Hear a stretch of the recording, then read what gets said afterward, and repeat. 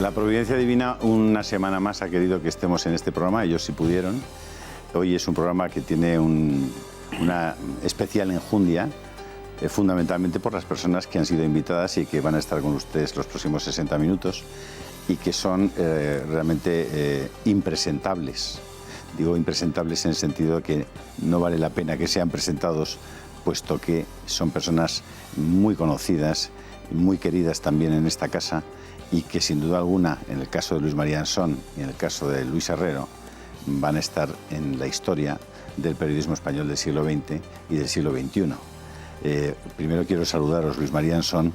Buenas noches, bienvenido a Intereconomía. Muy buenas noches y muy buenas noches a todos los espectadores de Intereconomía. Don Luis Herrero. Estaremos a lo mejor en la misma página, pero no en el mismo renglón. Luis María estará en letras más gordas y muy por encima de mí, ¿eh? O sea, eso sabes que no es verdad, porque Luis Herrero es uno de los nombres cumbres de nuestro periodismo y autor de algunos libros que son decisivos. Así que me gusta decir y puntualizar las cosas que queden claras. En todo caso, estamos ante dos periodistas que han creado pues, historia del periodismo y que son profesionales de primera división en este país, que siguen estando en activo y que siguen teniendo los dos una influencia notable en la opinión pública española. Kiko Méndez Monasterio, no es necesario que se lo presente, es el director, nuestro director del diario La Gaceta, habitual en los programas de Intereconomía, y por otra parte no tengo que decir que es un extraordinario literato.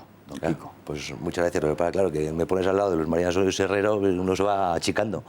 No, pues hay que tirar para adelante.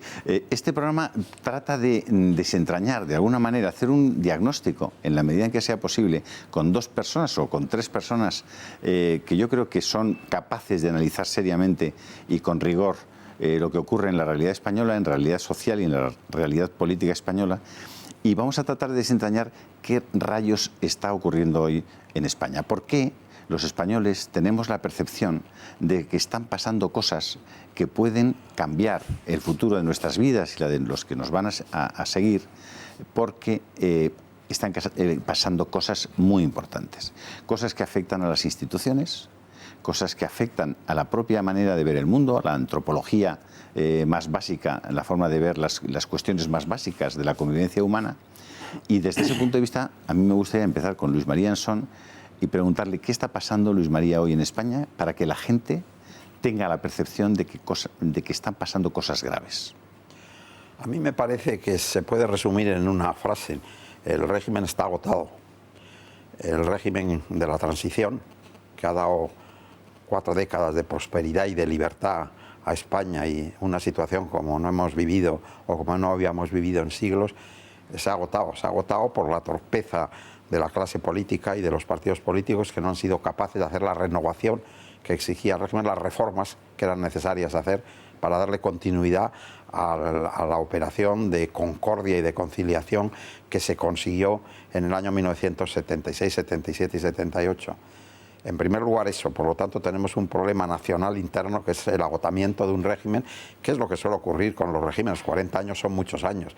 El canovismo duró 37 y Franco duró 36. Es decir, que los regímenes se terminan si no se reforman a tiempo.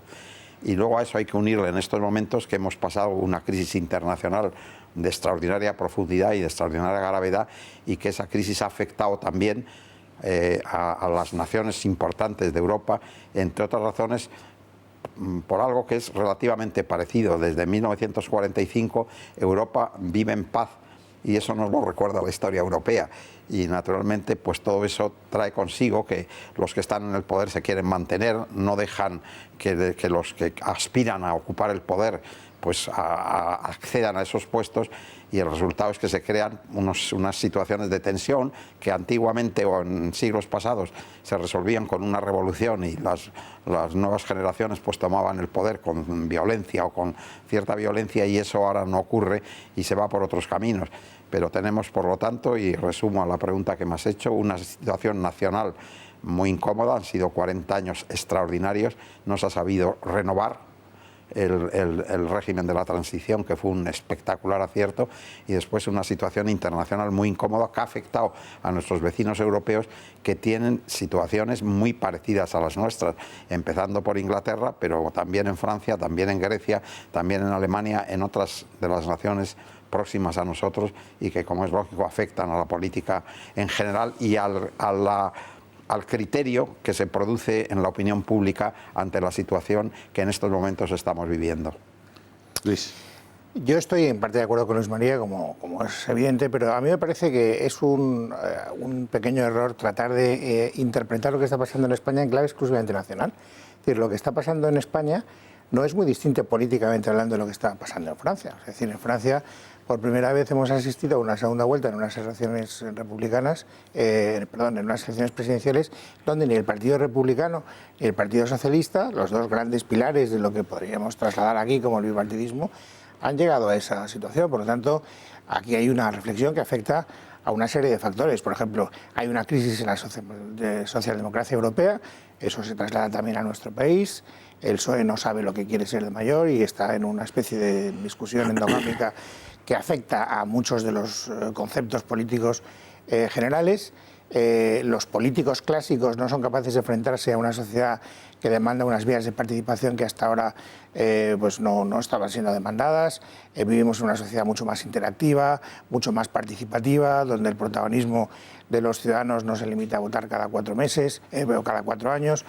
Por lo tanto, estamos en un mundo que está cambiando no solo políticamente, no solo económicamente, también socialmente, también de costumbres. Antes contaba Luis María de broma que él perteneció a la generación que se quitó el sombrero, nosotros a las que se quitó la corbata y los próximos a los que se quita la chaqueta. Bueno, pues esos cambios hacen que efectivamente varíe mucho. Algunos cambian de chaqueta, pero eso es en todas las generaciones. Sí, eso te iba a decir.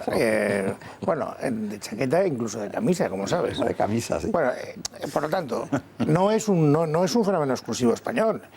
Y luego... Y te interrumpo para decir, y en la época de la transición, que había muchos cambios de esos de chaqueta, se decía siempre, pero son los políticos de pantalón gris, porque el pantalón gris va bien con todas las chaquetas, se decía. Bueno, y antes había una cierta prevención para ponerse la camisa azul, porque el azul era un color denostado. Ahora, si te fijas, todo el mundo va con chaqueta azul, incluso con camisa azul.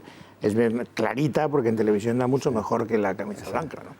Bueno, en definitiva, yo creo que aquí hay un factor, por lo tanto, que es intercambiable con lo que está ocurriendo en la sociedad general, de la que formamos parte, y luego hay un factor, y en eso sí que estoy de acuerdo con Luis María, de agotamiento de un régimen que ha sido incapaz de entender los cambios y de enfrentarse a ellos con celeridad, ¿no? Y eso afecta a la izquierda y afecta a la derecha. O sea, vivimos en un país en el que los ciudadanos somos sometidos a un chantaje permanente en el cual o votamos tapándonos la nariz a lo que no queremos, o tenemos que enfrentarnos al riesgo de que gobiernen unas personas que vienen a acabar con el sistema y a introducir una revolución política y económica con la que no estamos de acuerdo. Y claro, en esos términos pues la gente no puede estar muy a gusto y siente el miedo, siente la angustia, siente la preocupación, y eso es lo que yo creo que se traslada a la vida de la calle, ¿no? A mí me parece, sabes, que lo ha explicado muy bien Luis. Efectivamente, hay un condicionante internacional en estos momentos que afecta a las principales naciones de Occidente, tanto en América como en Europa, y que además con denominadores comunes en todas ellas de una situación de paz prolongada, un periodo de paz prolongado que no lo hemos conocido y que no sabemos exactamente cómo va a terminar, aunque es muy posible que los desafíos que tenemos de los países emergentes en Asia, sobre todo de China y la India, con una crecida económica espectacular, obligue a que las democracias europeas y los países americanos pues busquen fórmulas de unión para poder frente al desafío económico de los países emergentes en Asia. Pero lo que ha explicado Luis me parece que aclara a nuestros espectadores de una manera muy convincente la situación real en la que vivimos. Kiko Méndez Monasterio. Pues sí, estoy de acuerdo con los dos y voy a tratar de sintetizarlo porque yo creo que se complementan las dos explicaciones. Efectivamente, el mundo que nace de 1945, probablemente hay quien cambie las fechas de cuando se finiquita, si en el atentado de las Torres Gemelas o con la elección de Trump, pero es evidente que ese mundo, ese orden internacional, está periclitado. es evidente que las estrategias y el risk, el mapa geoestratégico del mundo cambia de una forma vertiginosa, pero yo creo que hay que añadir un elemento que va más allá del político, es decir, de lo que tradicionalmente uno entiende como el estudio de la historia, de la composición, del equilibrio de las fuerzas demográficas, económicas, militares, y es que se añade a ese declive del orden internacional hacia en el 45, se añade una revolución tecnológica de un alcance todavía que no se puede divisar, no se puede. Hay quien habla de casi de un salto antropológico, a quien compara estos cambios de los que estamos hablando con el cambio de edad en la Revolución Francesa, o que incluso lo lleva, y no son pocos los autores de peso internacional que lo lleva incluso hasta el Neolítico. Nos comunicamos de otra manera, aprendemos, es decir, analizamos y nos llega la información de forma muy diferente a la que ha existido en Occidente o en nuestra civilización desde sus inicios, con lo cual el panorama es terriblemente convulso. Y en España se vive de una forma ¿Me distinta. permites que te haga un inciso? Porque has dicho una cosa que yo creo que es completamente certera. El mundo ha vivido la edad antigua, la edad media, la edad moderna y la edad contemporánea, que empieza con la Revolución Francesa y ha llegado pues hasta la globalización, hasta Steve Jobs. Y efectivamente, hoy yo creo que ya la mayor parte de los filósofos de la historia están denominando a la etapa en la que ya estamos la edad digital. La edad digital, la edad tecnológica, la edad... La digital es así. Sigue. Efectivamente, hay ese cambio que es mucho más grande. Ahora, y en cuanto al papel de España, cómo está afrontando España este cambio, cómo estamos mirando, a mí me parece que estamos regresando a la peor tradición de, como decía Luis, no mirar lo que está pasando fuera. Es decir, centrarnos en ese ombliguismo tan dañino para España, en esa autoculpa permanente, porque todos esos cambios están generando fuera, más allá de otras fronteras, entre intelectuales, entre formaciones políticas, divisiones entre cómo afrontar la globalización. La globalización es un hecho, pero el globalismo no. El globalismo es una ideología. Y vemos partidos absolutamente demolido el viejo criterio de izquierdas y derechas entre ahora mundialismo y soberanía, multiculturalismo e identidad. Esos son los debates que se están produciendo en todo Occidente, que por cierto, a mi juicio, no sé si se lo compartís, en Francia, en Inglaterra, en Alemania, en Estados Unidos, de alguna manera se han españolizado con lo peor nuestro, que es ese odio a sí mismo, ese odio a la propia identidad. Durante siglos hemos sufrido en solitario la leyenda negra.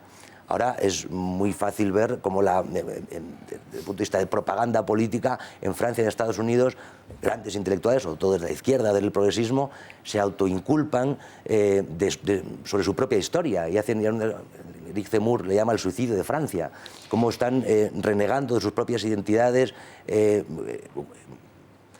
haciendo una injusticia, creo que en injusticia, sobre su propia historia, para entregarnos a ese globalismo que no sabemos muy bien todavía en qué va a consistir. No, has dicho una cosa con la que yo, sin embargo, no estoy de acuerdo. Yo no creo que el debate fuera de España tenga ni más altura, ni más profundidad, ni más perspectiva. Creo que otra cosa, yo no sé si... Yo creo que en España estamos haciendo lo mismo que están haciendo en otros sitios, que es dar palos de ciego, francamente. Es decir, no creo que podamos utilizar como ejemplo algo que haya sabido enfrentarse a esos cambios y a ese agotamiento del sistema. No solo es un sistema político español, es una concepción de lo que es el sistema político, de lo que es lo que ya se ha acuñado con fortuna como el término de la vieja política, la vieja manera de entender la cosa pública. En Estados Unidos gana Trump. Trump es el antisistema, por decirlo de alguna manera. En Francia hay un grupo que es el lepenismo, que es bastante comparable al podemismo que tenemos en España. En Grecia no te quiero contar.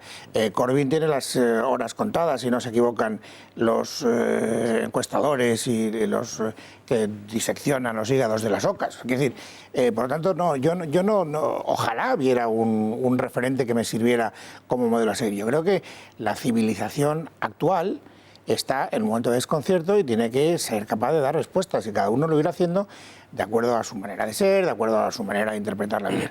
En España, lo que sí que tenemos, ahí sí que te podría dar la razón, es un promedio de talento político y de excelencia política que está por debajo. Un descanso, Luis, necesario para lo que vosotros sabéis, y estamos ahora mismo con ustedes.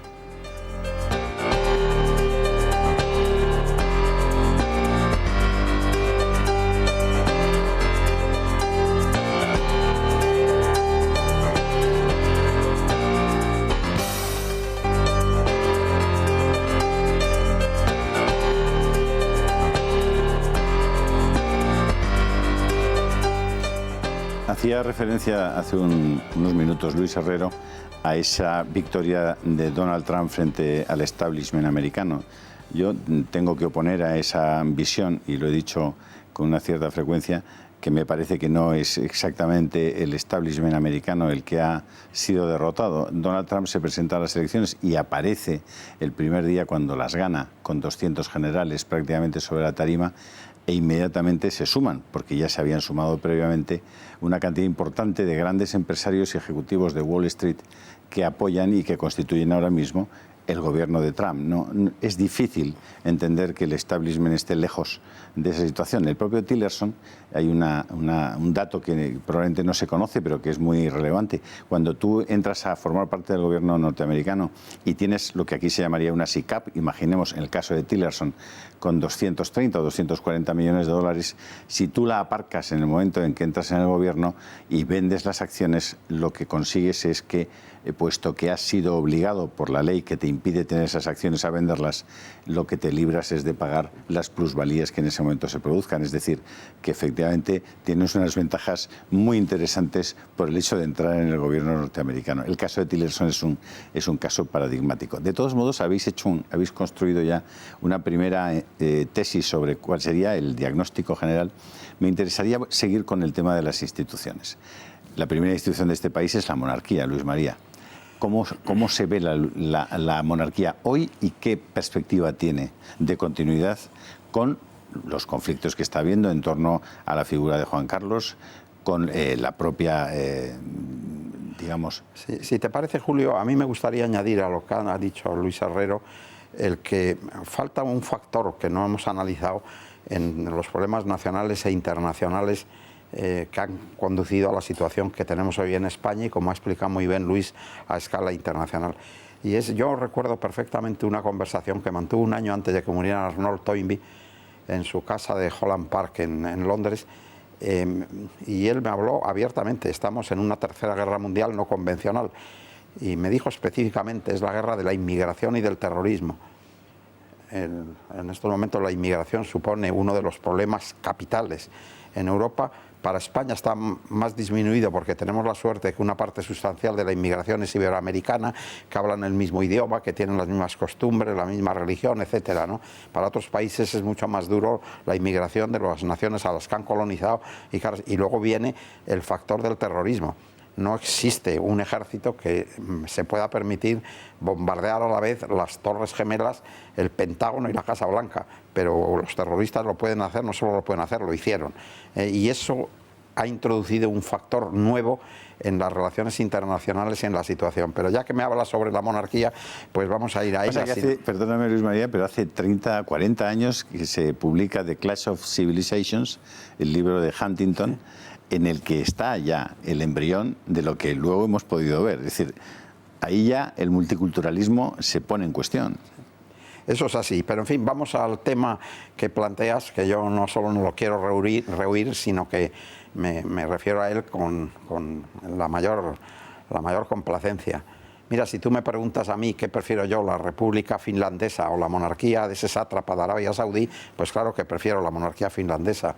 Pero si yo te pregunto a ti, o seguramente a la mayor parte de nuestros oyentes que prefieren la monarquía noruega, o la República de Mobutu Sese Seko en el Congo, o la de Pinochet en Chile, o la Kim Jong-un en Corea, seguramente me van a contar que prefieren la monarquía. Las monarquías democráticas europeas y asiáticas, en tanto reconocen que la soberanía nacional reside en el pueblo y no en el rey, y que el rey está para el pueblo y no el pueblo para el rey, han creado unos regímenes que objetivamente pues son no solo aceptables, sino en muchos aspectos muy convenientes. Hoy, entre los países políticamente más libres del mundo, socialmente más justos, económicamente más desarrollados, culturalmente más progresistas, están las monarquías democráticas europeas y asiáticas, y la única de envergadura que existe en América, que es Canadá, tanto Canadá como Australia, como Japón, o como Noruega, Suecia, Dinamarca, Bélgica, Holanda, Luxemburgo o Gran Bretaña, pues están entre los mejores países del mundo, y eso es objetivo. Tan objetivo es que en este mes de mayo la ONU hace una relación de los 198 países por calidad de vida y por desarrollo, y entre los 10 primeros países del mundo hay 7 monarquías parlamentarias, entre los 15 primeros países del mundo hay 11 monarquías parlamentarias, y España ocupa el lugar 19, que es una monarquía que yo creo que ha funcionado muy bien. Pero me aceptarás, Luis María, que siendo completamente cierto que tanto el Partido Popular como el Partido Socialista, incluso la izquierda más radical en los últimos 40 años, han coincidido en que la monarquía, sin duda alguna, era una herramienta útil para la paz y la prosperidad en España, la sustitución, como se ha planteado en la primera parte de este debate, de esos partidos por otros que sin duda alguna no coinciden en esa visión y que están más por el cambio de régimen, puede trastocar todo esto. Pero eso no cabe la menor duda, Julio. La monarquía no es, ni es una cosa eterna, y sobre todo si se equivoca y hace las cosas mal, pues será desmontada por quien tiene la soberanía nacional, que es el pueblo español. Lo que ocurre es que en estos momentos, me parece que en la última encuesta del CIS, don Felipe está con un 72% de popularidad y Rajoy con el 2,5%, y no llega ninguno a 5%. Objetivamente hay que hacerlo como datos objetivos. El último referéndum que se ha hecho en el mundo, monarquía o república, fue en Australia, que fue una cosa que promovió Murdoch porque se había enfadado con la reina. Bueno, ese referéndum lo ganó la monarquía con el 79%, casi el 80%. Y tú me preguntas a mí si se hubiera planteado el referéndum república presidencialista como la norteamericana o monarquía parlamentaria, que es la que tienen en Australia, probablemente hubiera ganado la república presidencialista. Pero entre una monarquía parlamentaria y una república parlamentaria, pues es bastante lógico que la gente que reflexiona piense que la monarquía parlamentaria ofrece algunas ventajas. Por ejemplo, en Australia lo que decían es aquí, si hay aquí república parlamentaria, el jefe del Estado es un señor elegido por un partido. ¿Cómo va a ejercer las dos funciones sustanciales en un régimen parlamentario en el jefe del Estado, que es el arbitraje y la moderación? Pues difícilmente lo puede ejercer. Preferimos a esa señora rara que tenemos a 15.000 kilómetros de distancia, que nombra un gobernador, pero que está por encima de los partidos, que eso es lo que ha inventado la ciencia política con la monarquía. Mira, si en España hubiera habido república en lugar de monarquía, que el pueblo español pudo votar en el año 78 una constitución distinta, el presidente de la República con Felipe González hubiera sido Narcís Serra, y el presidente de la República con José María Aznar hubiera sido Federico Trillo. ¿Tú crees de verdad que hubieran podido ejercer tanto Serra como Trillo esas funciones de arbitraje y de moderación? Como la ha ejercido el rey don Juan Carlos, que estaba por encima de los partidos, no elegido por ninguno de los partidos? A mí me parece que es lógico que los suecos, los noruegos, los daneses, mientras la monarquía no cometa errores y no, pues sigan manteniendo sus dinastías y su monarquía, porque les funciona muy bien, que es como yo creo que es necesario ver en estos momentos la situación de la monarquía, que efectivamente la monarquía no tiene en estos momentos el prestigio excepcional que tuvo durante los primeros años de la Restauración, es evidente, pero que todavía sigue siendo una fórmula útil. Pues no hay nada más que ver lo que ha pasado en el año y medio que hemos estado sin gobierno. Aquí quien le daba continuidad a la situación era el rey. Y además hay alguna otra cuestión, que es que la Constitución de todos estos países atribuyen al rey solamente. El rey no puede nombrar ni al subdirector general de Correos. Cuando se habla parece que es un rey absoluto que tiene poderes. Ese los tiene el sátrapa ese de Arabia Saudí, o el del Kuwait, o el de Dakar, o no sé qué, pero los reyes democráticos no los tienen.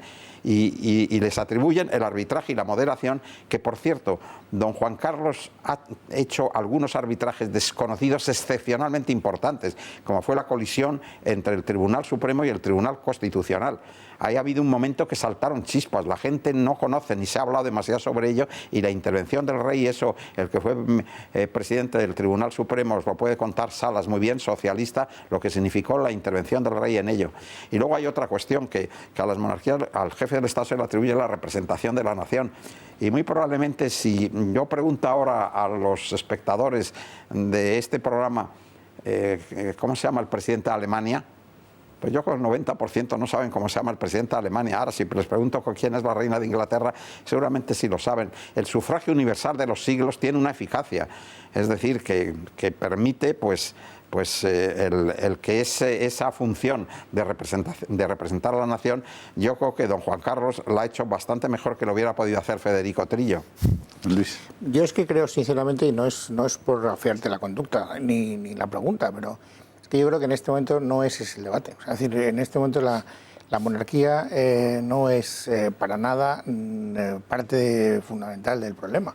Y en la medida en que no se meta ella misma en líos y no tenga comportamientos que a la gente le pueda molestar, escandalizar, etcétera, no es la cuestión. Yo creo que el debate se traslada más a cosas como, por ejemplo, si tiene o no tiene futuro la democracia representativa, por ejemplo. Yo sí que veo que hay un debate muy encendido ahora, que entra de lleno en lo que es el modelo de relación entre los dirigentes y las personas que representan la soberanía nacional, que somos todos los Entra en él, por favor.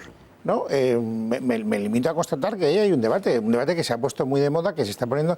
Vuelvo a repetir que tampoco es un debate indígena, o sea, no es un debate exclusivamente español, es un debate que se está produciendo en todos los países. Por ejemplo, las primarias están de moda, estamos a muy pocos días de que haya unas elecciones primarias que no solo pueden cambiar la fisonomía del Partido Socialista, sino la fisonomía de la política española. Y entonces resulta que estamos en manos de 180.000 socialistas. Dices, bueno, no critico, yo soy bastante partidario en general de las primarias, lo que pasa es que entiendo que las primarias, y vuelvo a repetir, no solo en España, en Francia, Hamon barrió a Valls en las primarias. Y la consecuencia fue el hundimiento absoluto del Partido Socialista francés. Valls ahora ha decretado la muerte del Partido Socialista y ha buscado una salida fuera de lo que es los términos convencionales del socialismo clásico para inventarse a Macron con la ayuda de Hollande y para buscar una supervivencia socialdemócrata en algún lugar de la geografía política francesa que todavía desconocemos, porque todavía está el proceso en marcha. A mí me parece que ese es un debate infinitamente más próximo a lo que está pasando que la monarquía. La monarquía queda bien, organiza mucho ruido cuando las personas quieren impugnar el sistema y quieren provocar debates que son bastante efectistas. Pues hablan de la monarquía, pero yo no veo que en este momento la monarquía represente ningún problema en España. Eso es evidente, no está en cuestión, eso lo has explicado muy bien, es así, objetivamente.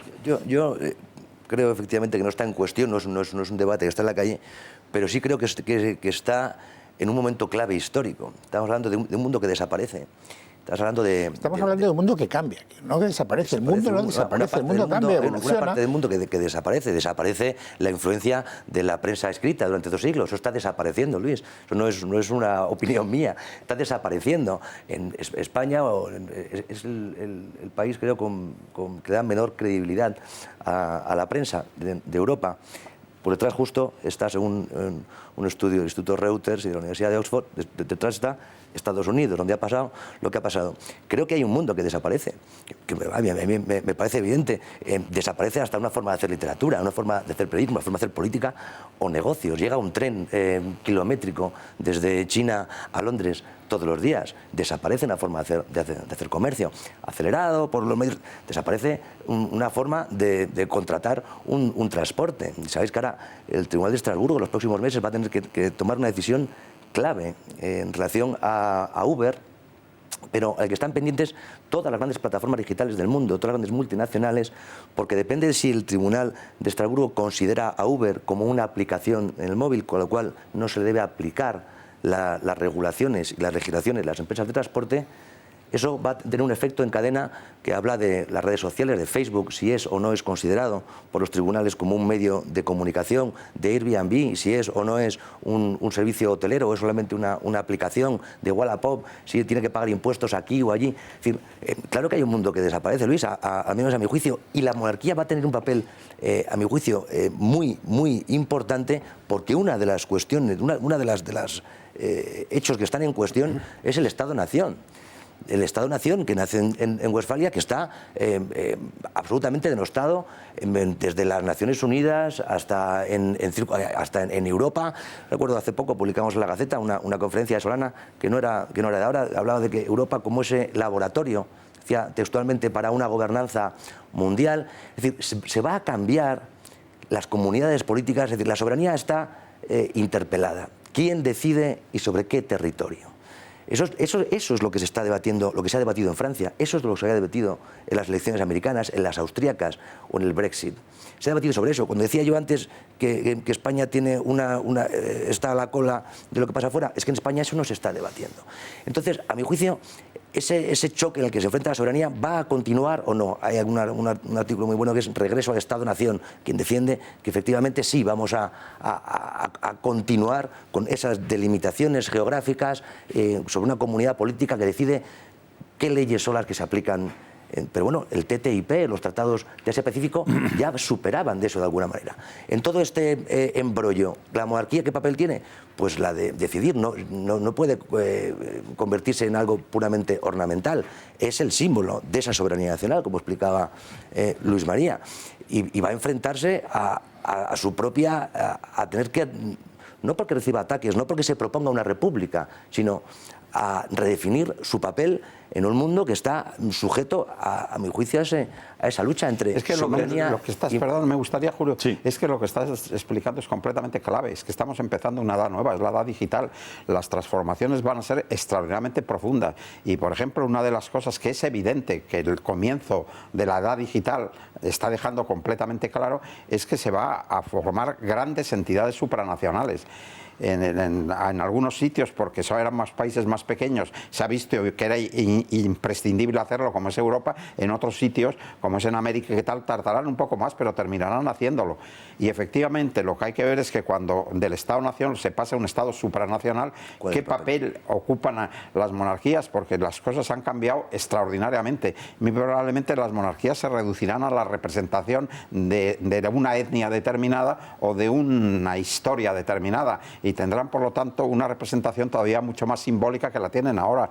Luis María, como tenemos el tiempo desgraciadamente limitado, dejadme que demos un nuevo paso a algo más concreto, si me permitís. Si sales a la calle en este momento y hablas con cualquier ciudadano español, te dirá, mira, me preocupa el paro, me preocupa la corrupción, me preocupa la justicia, me preocupa Cataluña y me preocupan las pensiones. Seguramente va a hablar de esas 5 cosas, o una parte importante primero empezará con las pensiones, dependiendo de sus circunstancias personales.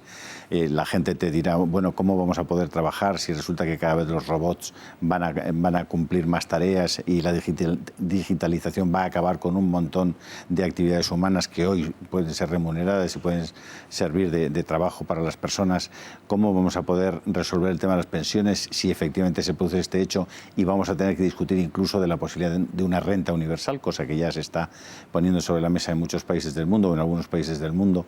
Y la gente también te va a decir, oiga, ¿y esto de la justicia cómo está funcionando en España, ¿no? ¿Qué está pasando?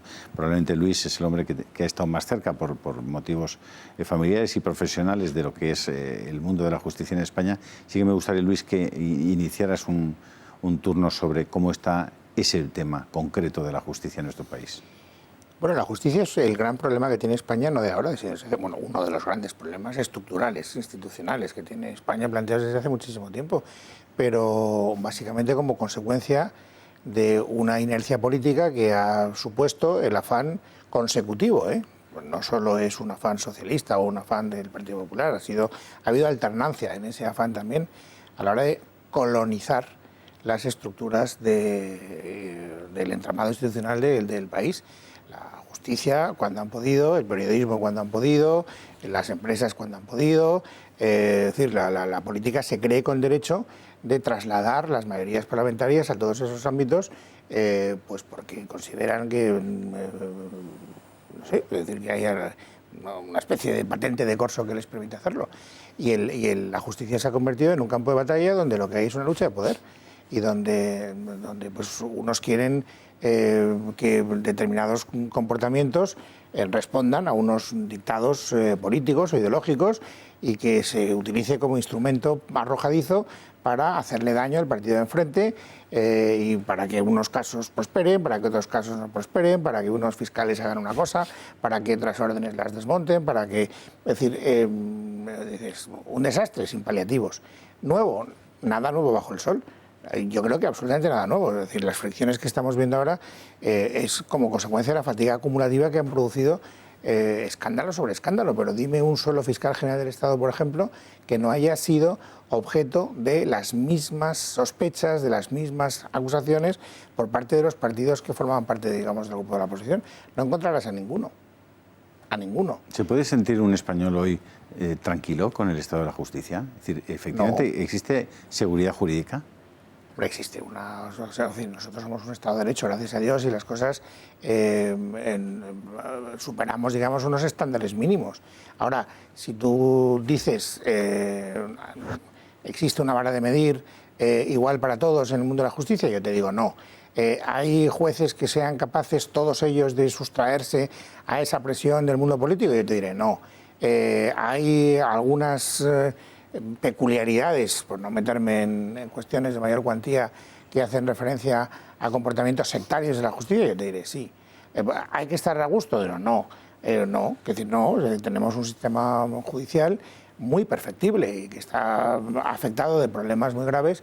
Y yo creo que una de las cuestiones urgentes es acometerla, pero claro, no la puedes acometer desde el interés particular o partisano de una persona que en un momento determinado ocupa el poder. Tienes que llegar a una visión amplia y de un consenso muy mayoritario, ¿no? Luis María, la justicia. No, a mí me parece que hay que hacer balance y en ese balance a 20%, el 20% es exactamente lo que ha explicado Luis Herrero, pero cuando se hace el balance seriamente, yo creo que todavía en España el 80% es favorable a una justicia seria, lenta, pero seria, responsable y profesionalizada. Incluso en la época de Franco, quitando que hacían lo que decía Franco, que es terrible, pero la justicia funcionaba. Es decir, que ¿por qué? Porque es una profesión muy vocacional y hoy tenemos, pues, a lo mejor gentes de esas a dedo y qué tal, muchas, pero no pasan del 20%, el 80% todavía de la justicia en España está profesionalizada, es una justicia seria, se puede tener confianza en ella y hay muchos jueces que son absolutamente admirables, que no quieren ser estrellas y que lo que quieren hacer es administrar de verdad la justicia. Por lo tanto, doy la razón al hacer un balance en un 20% a lo que explica Luis Herrero, que es muy lamentable y por lo tanto es necesario arreglarlo, tomar medidas y contribuir a que ese 20% se reduzca a un 3, a un 4, un 5%. Siempre habrá prevaricación en el mundo de la justicia, pero en cambio yo creo que desde el punto de vista de nuestro Estado de Derecho tenemos una justicia a 80%, que a pesar de su lentitud, pues satisface las necesidades que tiene el Estado de Derecho para atender a los ciudadanos. Kiko.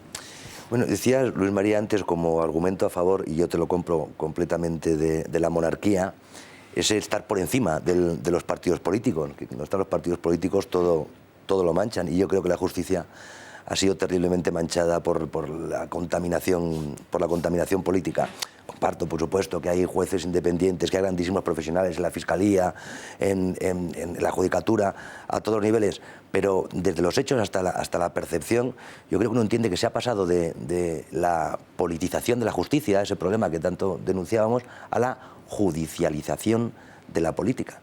La política, como los partidos políticos dicen cosas más o menos bastante iguales, como es muy difícil encontrar, incluso llevando a los extremos, grandes diferencias en cuanto al proyecto político, todos asumen de una forma o de otra la Unión Europea, el proyecto, cierto planteamiento socialdemócrata, como la lucha de poder se ha convertido en una lucha de poder a través de las corrupciones, de potencia en un juzgado, en un juez, en un documento, en una filtración, y se está utilizando el debate político. Yo no veo un debate político entre dos proyectos o 3 o 4 proyectos para España. Veo un debate político entre a ver qué juez consigue sacar más papeles o empapelar a más de un partido o de otro. Yo creo que la frase de Felipe González en el año, creo que la dijo a Jorge Cebrián en las conversaciones, ¿no?, del futuro ya no es lo que era, que les costó más someter a la justicia que someter a los militares.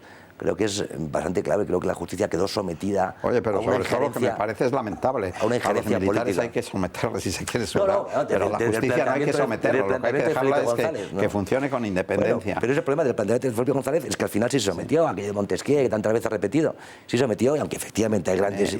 No descarto que tiene razón en muchas de las cosas que tienes y poniendo las veladuras correspondientes adelante. Yo creo que hay que hacer balances, como dice la democracia española. La democracia española pues ha tenido un 30% negativo, pero el balance es positivo a 70%, lo cual es en un régimen político y en una situación tan compleja como fue la salida de una dictadura, pues es altamente positivo. Y con relación a la justicia española, es verdad que se ha judicializado una parte de la política, es verdad que una parte de los políticos han querido someter a la justicia, es verdad que hubo un vicepresidente del gobierno que habló de que habíamos terminado con Montesquieu, pero al final ha ido pasando el tiempo y lo que todavía se ve en España es que el 80%, que es lo que importa, de los profesionales que ejercen la administración de la justicia, es gente honrada, es gente capaz, es gente inteligente, es gente bien preparada y por lo tanto podemos estar relativamente satisfechos, no completamente satisfechos de la justicia. Yo creo que como no ha habido recursos suficientes, pues hay demasiada elección de eso del abogado ilustre, no sé qué, que le convierten en juez. Esas cosas han hecho notable daño y lo siguen haciendo a la justicia, pero que en líneas generales yo creo que España puede estar satisfecha de su administración de la justicia a pesar de la lentitud, que me parece el problema peor, sobre todo que estamos ya en la edad digital o en la época de digitalización y eso se podría mejorar rapidísimamente con muy poco dinero. Muy poco dinero, fíjate, yo me conformaría con que el Estado pusiese los medios y la eficacia que tiene la agencia tributaria a la Administración de Justicia. Uno entra en una oficina de la agencia tributaria es fantástico, entras en el siglo XXII, prácticamente, y entras en un juzgado y allá están los legajos, como en el siglo XIX. Es decir, que se pueden hacer las cosas. Por cierto, en unos pocos países en España donde la agencia tributaria te puede quitar directamente el dinero de la cuenta sin intervención. Lo que pasa, mi querido amigo, es que, claro, hay una diferencia, que la justicia no da un duro y, en cambio, esa agencia tributaria, que son también profesionales y lo hacen muy bien, pero a los políticos les viene estupendamente porque es la manera luego para enchufar a los parientes, a los amiguetes, a los paniaguados, para crear empresas absolutamente innecesarias y casi todas de ellas perdiendo, y para hacer lo que se han convertido los partidos políticos, aparte de otras cosas, y los sindicatos, porque no quiero dejar aparte los sindicatos, en agencias de colocación. Hay que ver la información esa que no fue publicada precisamente por un periódico de la derecha que publicó El País sobre el Tribunal de Cuentas. El Tribunal de Cuentas es el que nos fiscaliza, probablemente funcionaría con 200 personas, tiene 750, eso sería lo de menos. Lo demás es que 150 son parientes entre ellos y que un representante sindical había metido a su mujer, a su segunda mujer con sus hijos y a su tercera mujer.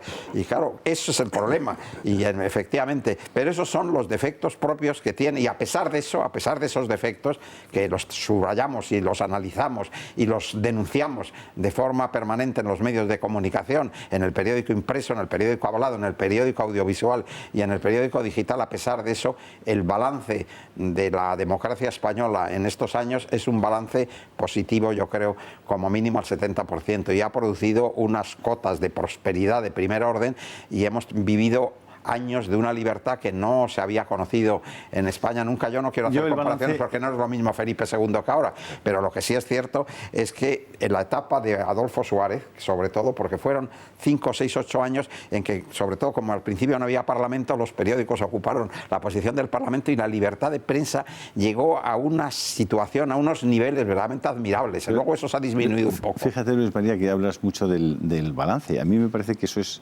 muy sensato y muy prudente, es decir, considerar las cuestiones en su conjunto, y tú haces algo que es, me parece, de libro y está muy bien hecho, que es decir, oiga, vamos a considerar esto todo, porque las cosas son parte de un proceso y de unos sucesos en el tiempo, y tú dices, mira, el 70% es bueno, el 30% es malo, por tanto el balance es positivo. El tema es, probablemente, si cada mes que pasa que hacemos ese balance, si eso se va dibujando hacia una situación cada vez peor o una situación cada vez mejor, en la que ya será el 60-40, la siguiente será el 50-50 y vamos a peor. Si ustedes ponen su aparato de radio por las tardes a las 8 de la tarde y se ponen a escuchar el radio, cosa que yo hago con cierta frecuencia, porque creo que este señor, Luis Herrero, hace probablemente uno de los mejores análisis diagnósticos de las cosas, explicándolas extraordinariamente Vete al bien. grano, Julio Ariza. ¿No te gusta No, no solo no me gusta, sino que además me molesta, porque pueden pasar dos cosas. ¿Qué? Que lo digas de verdad, en cuyo caso eso nos afecta a mí, o que lo digas para colocarme en una situación de debilidad, lo cual me cabrea todavía mucho más. Sigue siendo así después de 30 años. Trabaja con Luis Calvo, ¿sabes? Sí. Y por lo tanto no conoces eso que le decía Luis Calvo, que era perfecto. Decía, hombre, cuando hay problemas, ¿qué tal? Lo que hay que emplear es el elogio. Porque la persona más inteligente, si no se lo traga, al menos lo paladea. No, lo que estoy diciendo es verdad. Y Luis es capaz de hacer unos análisis extraordinarios. Yo estoy de acuerdo con eso. Y no no creo. O sea, es así. Y si no, no se lo diría. Y él lo sabe. Pero en el tema de la justicia, él es un especial conocedor de ese asunto. Te hago una pregunta muy concreta, Luis. ¿Moix va a ser el fusible que van a usar Maza y Catalá para cambiarlo? ¿Para que no les llegue a ellos el fuego? No tengo ni la más remota idea. Yo quiero hacer una precisión. Antes decía Luis María, y es verdad, que el balance general del funcionamiento de la Administración de Justicia es positivo. Cuando hablamos de la justicia en términos periodísticos, no estamos hablando de los casos que ordinariamente llegan a todos los juzgados a propósito de los delitos y de las demandas que se plantean en los tribunales de justicia. Estamos hablando de lo que está en el escaparate. Entonces, uno juzga siempre los artículos por lo que ven en el escaparate. Es difícil que pueda entrar en la trastienda. El escaparate de la justicia a mí no me gusta, particularmente. Es decir, lo que se ve no me gusta. La tentación justiciera que en este momento hay implantada en nuestro país no me gusta. Las medidas tranquilizadoras, entre comillas, que utilizan algunos jueces para, en fin, provocar algún tipo de medida que yo creo que no está justificada. A mí que me expliquen, o sea, para unos y para otros, ¿qué sentido tiene la prisión provisional para una persona que lleva 3 años sabiendo que le están investigando, que ha podido destruir todas las pruebas y que no tiene dónde esconderse? Pues no lo sé. Ahora resulta que si no lo haces parece que los jueces están incumpliendo su papel. Luis, perdóname. Discúlpenos. Ahora, sigues, ahora mismo, no pierdas el hilo. Hasta dentro de 2 minutos. Sí, ¿no?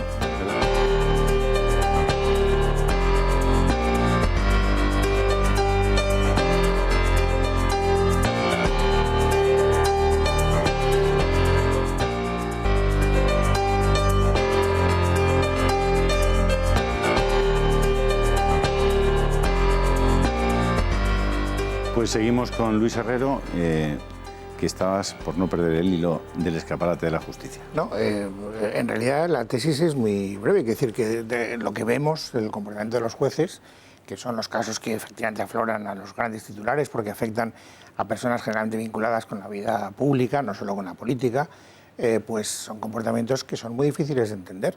No entiendes por qué a una persona que ha cometido un determinado supuesto delictivo le cae una condena y a otra persona que tiene un comportamiento que en teoría parece equivalente le cae otra completamente distinta. O por qué se toman medidas cautelares con unas personas sí y con otras no, o porque en unos casos de una manera y en otros casos de otra. Y por qué de repente pues empezamos a saber que se dan órdenes para llevar las investigaciones por un lado o por otro en función de la voluntad o de la querencia o de la preferencia del que manda. Eso es muy difícil de entender y yo siempre he dicho que si la justicia no rebosa sentido común, no es justicia. La justicia tiene que ser entendida por el justiciable y si no lo es, pues algo le pasa, ¿no? No, tienes razón. Las cosas que dice Luis tienen razón. Yo lo que pasa es que hago un análisis más global en el momento de referirme a las instituciones españolas y naturalmente que la Iglesia tiene unos defectos terribles, la monarquía los tiene también, la justicia los tiene y también el gobierno y el Parlamento. Hay que ver el Parlamento. ¿Están aplicando la justicia hoy los medios de comunicación? ¿Son los verdaderos jueces? ¿Son los que quitan y destruyen la percepción yo que creo la gente que pueden tiene, contribuir a ello, pero no podemos atribuir, Julio, a los medios de comunicación un papel superior al que realmente tienen. Es verdad que la proliferación de los medios de comunicación y las nuevas tecnologías hacen que lleguen con gran facilidad a sectores de opinión pública a los que antes no se alcanzaba. Pero a mí me parece que los medios de comunicación están cumpliendo su papel en España admirablemente. ¿Tienen hoy el grado de independencia que tenían hace 20 años, Luis María, Luis, Kiko? No, eso a lo mejor de hace 20 años hemos decaído un poco. Nosotros somos los administradores de un derecho ajeno que es la información y el periodista en sus líneas generales, vuelvo a repetir, claro que hay casos que no, está cumpliendo con esa función que tiene en la sociedad, que es administrar el derecho a la información. Después hemos pasado una etapa excepcional de libertad y de independencia que fueron los primeros años de la transición. Eso, como con las demás instituciones, ha ido decayendo también en los medios de comunicación, que se enfrentan además ahora con una renovación de fondo que es la digitalización, que hace que casi todos los medios de comunicación estén en pérdidas. Claro. Hemos pasado de un periodismo potente y económicamente, en fin, esplendoroso, a un periodismo pordiosero. La mayor parte de las empresas periodísticas y de los periodistas están tendiendo la mano para recibir patrocinios, recibir ayudas, recibir subvenciones, recibir una publicidad más o menos forzada para poder vivir. Eso es real, pero claro que es real. Como que cuando hicimos la edición Biblia de ABC para que llegase a los 3 o 4 días a los misioneros en la India, pues eso parecía un milagro que eso se pudiese hacer. Y hoy, pues en la India hay un señor en Calcuta que hace así un clic en su teléfono y está leyendo el periódico antes que lo leamos nosotros aquí. Esa evolución, yo no lo voy a vivir eso, yo creo que hay 10 o 12 años por delante antes de que cristalice el periodismo digital. Todavía hay 10 o 12 años por delante, con expectativas a veces que son complejas o muy complicadas de entender lo que va a pasar.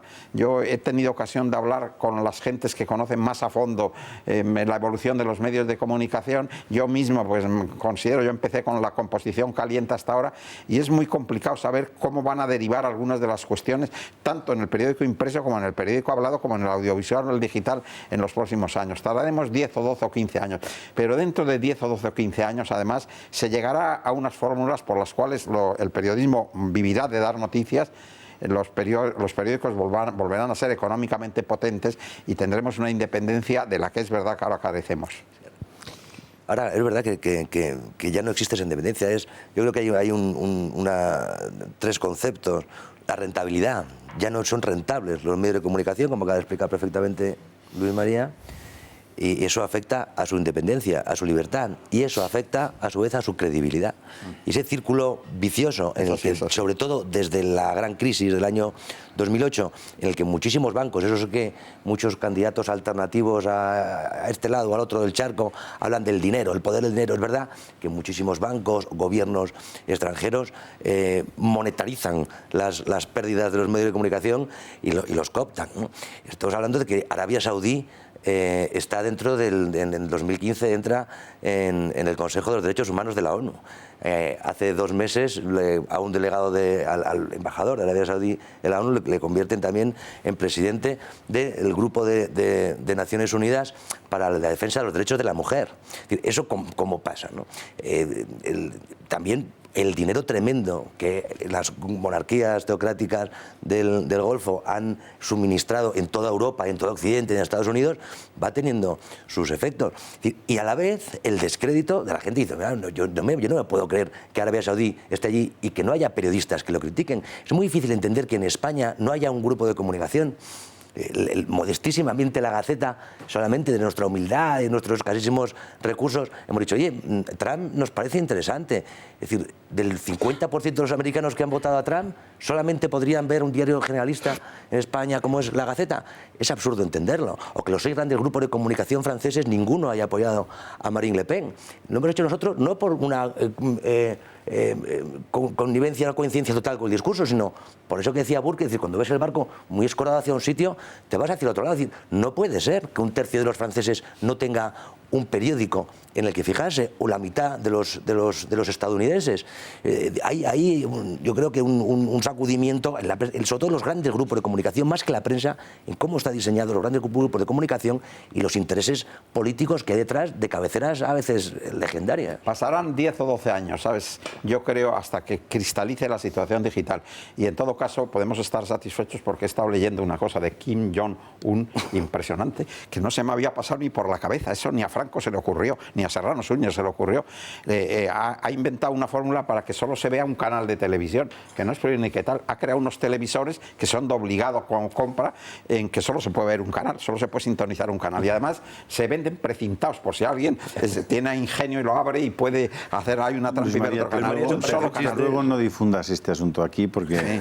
Y hay otro proyecto que tiene este Kim Jong-un, que es hacer un solo periódico. Sí. Eso que hubo en los años 38, 39, de crear el Arriba en todas las ciudades y que solo hubiera un periódico y que eso se terminó. Mira, la tranquilidad que tenemos es que si eso se llevara a cabo aquí en España, Nosotros no seríamos ese canal, Luis María. Luis, no, pero si no es el canal, son los televisores, es que no te pueden ver. Es una cosa, a mí me ha parecido una cosa de una rapacidad terrible, pero de una inteligencia. Mire usted, claro, compra usted el televisor, lo que usted quiera, pero solo puede ver un canal, es fantástico. Bueno, es el sueño de casi todos los políticos. Sí, es el sueño. Y de algunos periodistas. Yo no soy un buen interlocutor para este debate. Yo no soy, primero, soy muy poco corporativista en el tema del periodismo. Creo que los ciudadanos tienen muchísimos motivos para estar muy cabreados con el periodismo que hay en España en general, pero no porque haya malos medios y haya malos periodistas, que los hay espléndidos, sino porque pasa por periodismo muchas cosas que no son periodismo. Es decir, y entonces, de verdad que prefiero estar callado por prudencia, porque es que diría cosas que habría que explicar mucho para no abrir frentes muy, muy dolorosos, pero o sea, yo, porque ya no sé, o sea, me pilla muy mayor para cambiar de actividad, sino probablemente me lo plantearía, o sea, o me dedicaría, si yo ahora pudiera darle atrás en el tiempo y fuera un joven meritorio que llegara al diario ABC cuando lo dirigía Luis María, le pediría, por favor, encarecidamente, que me colocara en la sección de sucesos, donde creo que se puede hacer un periodismo de verdad, auténtico, donde no estés al servicio de cosas que no sabes muy bien quién te maneja o qué te cuentan y qué contrastes hay, o por qué hay que plantear los medios de comunicación como equilibradores ideológicos. ¿De qué? ¿Pero por qué?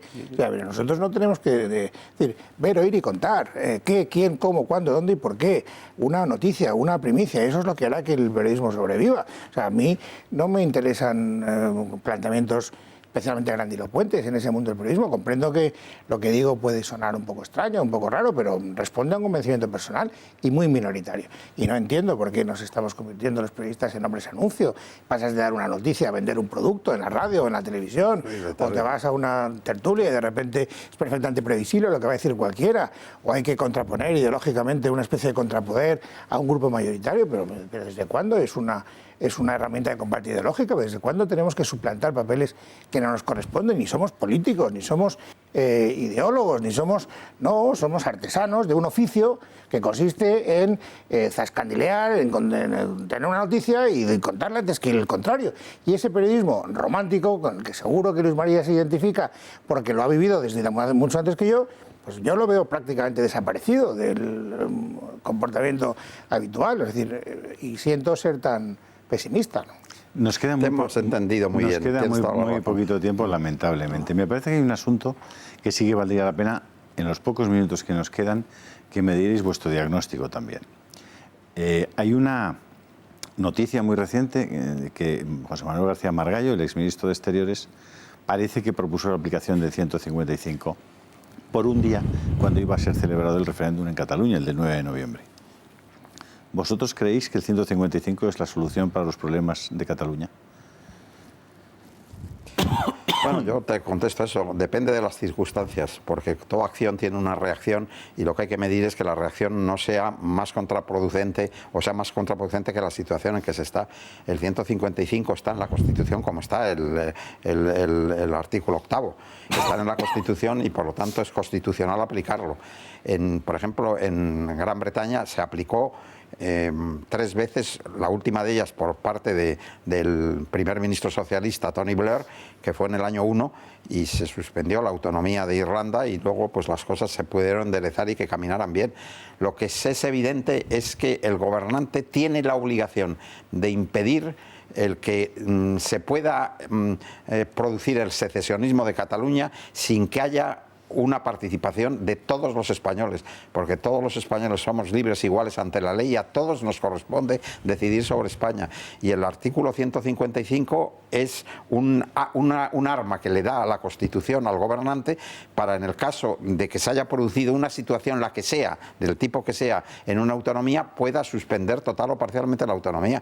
Por lo tanto, claro que hay que aplicarlo cuando no quede más remedio. Lo que hay que estudiar, como pasa siempre, porque en la política yo creo que el elemento de prudencia es sustancial en un gobernante serio, es estudiar, oiga usted, cómo aplico ese artículo, cuándo lo aplico, qué consecuencias va a tener, qué reacciones va a tener la aplicación y estudiarlo y ver qué es lo más conveniente para el bien común. Ese Kiko Méndez Monasterio, el 155 es la solución para el tema catalán? Yo creo que era la solución antes, hace ya tiempo, no como una confrontación política entre el Estado y la Generalitat, sino como una forma de decir, la Generalitat no está cumpliendo con los requisitos que tiene que ofrecer a sus ciudadanos, está deteriorando gravemente el bien común en Cataluña. Es decir, habría que quitar el dinero que utilizaban en las embajadas y dárselo a las farmacias a las que no pagaban. Algo como eso, yo creo que ahora ya está rebasado ese límite y la solución no ve otra, de momento, en clave judicial, se hay que aplicar artículos que los del Código Penal a los políticos secesionistas. Don Luis. No, yo creo que no hay otra manera. El artículo 155, de todas maneras, no es un artículo que sea de interpretación unívoca. O sea, el artículo 55 te permite trasladar al Estado central competencias que en principio están transferidas al autonómico. Pero puede ser 1, 2, 3, 10, 23, es decir, en determinados momentos. Si ellos, me refiero a los independentistas, van en serio, y yo creo que van en serio, y ellos van a intentar hacer el referéndum, no vas a tener más remedio para impedirlo que en un momento determinado impedirlo diciendo, mire usted, se ha terminado, esta competencia deja usted de tenerla durante el tiempo necesario y la tengo yo, ya sea la de los Mossos d'Esquadra, ya sea la de, el ejercicio de la soberanía territorial en los colegios electorales. No tengo ni idea, pero no le veo otra solución, francamente. Lamento muchísimo decirles que no van a poder seguir disfrutando de este debate porque el tiempo se nos ha terminado. Ha sido un verdadero placer aprender con estos maestros del periodismo y con estos viejos amigos pues pasar este ratito de tertulia agradable y tranquila en el que yo creo que pueden tener con él un diagnóstico un poco más aproximado de las cosas que nos están ocurriendo o de las que nos pueden ocurrir en el futuro. Luis María, mil gracias por haber venido. No, mil gracias a vosotros, mil gracias a todos los espectadores de Intereconomía. Luis Herrero. Gracias a todos. Muchísimas gracias. Te seguiremos escuchando a las 8, ese diagnóstico lúcido. Más te vale, más te vale. Kiko, muchísimas gracias. Gracias a ti, es un lujo presidente, tenerte en esta casa, Kiko. Y a tus órdenes. Muchas gracias a todos ustedes. Tú tienes que decirle lo que decía, me parece que eso se lo habló Luis María, me parece que era Muñoz Alonso, el que le dijo en un momento determinado a un general, Alonso Vega, general, estoy a sus órdenes, pero no a sus opiniones. Pues me lo quedo. Me parece que sí. Muchísimas gracias a todos ustedes y, como siempre, hasta la semana que viene, si Dios quiere.